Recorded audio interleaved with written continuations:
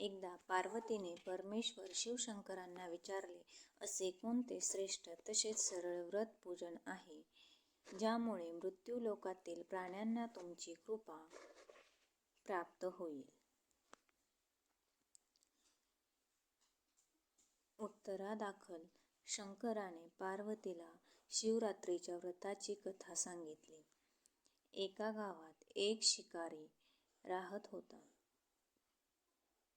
मुक्या जनावरांची हत्या करून तो आपल्या कुटुंबाचे पालनपोषण करीत असे.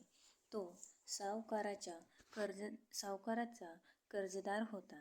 त्याने त्याचे कर्ज वेळेवर चुकविले नव्हते. त्यामुळे संतापून सावकाराने शिकारीला शिवमठात कैदी बनविले.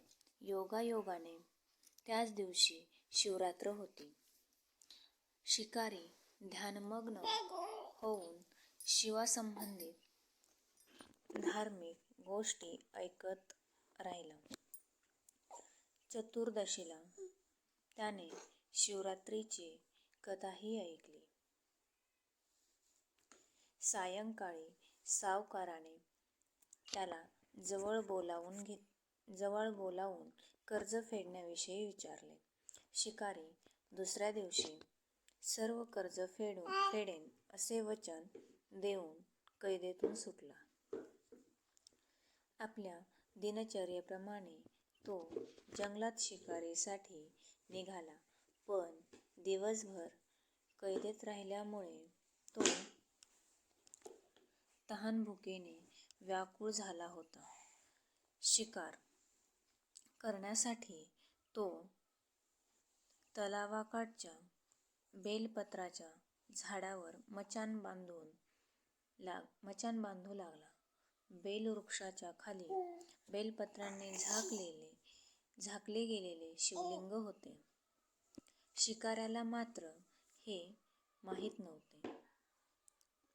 मचाण बनविताना त्याने ज्या फांद्या तोडल्या त्या योगायोगाने शिवलिंगावर पडल्या. या प्रकारे दिवसभर उपाशी असलेल्या शिकाऱ्याचे व्रतही झाले आणि त्याच्याकरवी शिवलिंगावर बेलपत्रही वाहिले गेले.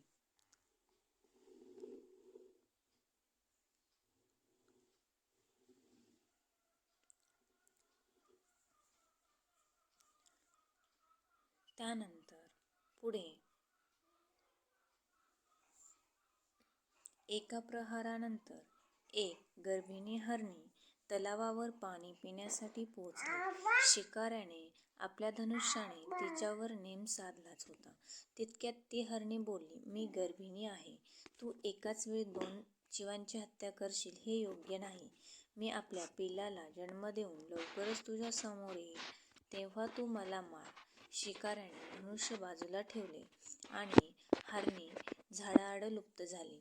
काही वेळाने दुसरी हरणी तेथून निघाली. शिकाऱ्याच्या आनंदाला पारावार उरला नाही.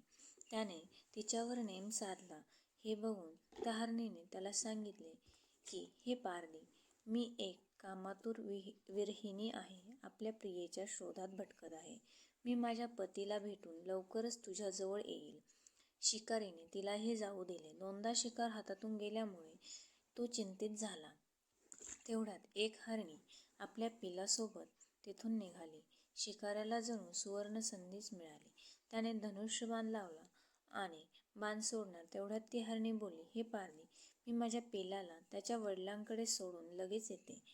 यावेळी तू मला मारू नकोस. शिकारी हसला, म्हणाला, समोर आलेली शिकार सोडून द्यायला मी काही मूर्ख नाही. याआधी 2दा शिकार गमावले. माझी मुले तहानभुकेने व्याकुळ झाले असतील. उत्तरादाखल हरणी म्हणाली, जशी तुला आपल्या मुलांची काळजी वाटते आहे तशीच मलाही वाटत आहे. त्यामुळे मी फक्त काही काळ तुझ्याकडून जीवदान मागत आहे. माझ्यावर विश्वास ठेव. मी लगेच परत येईल.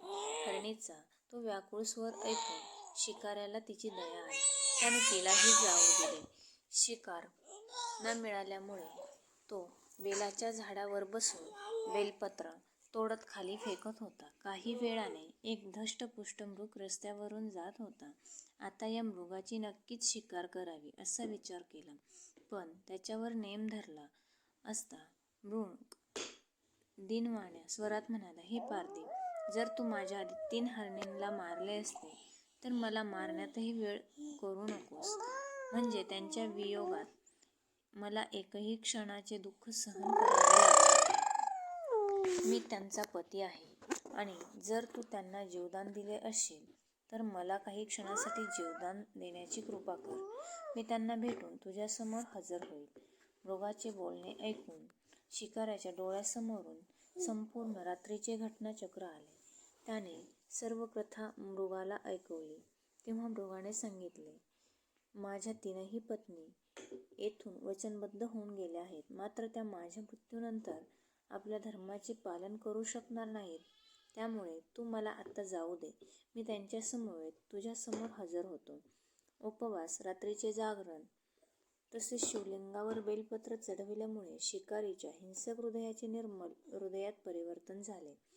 धनुष्य त्याच्या हातातून निसटले. शिवाने त्याच्या हृदयात बदल घडवून आणला. त्याला आपल्या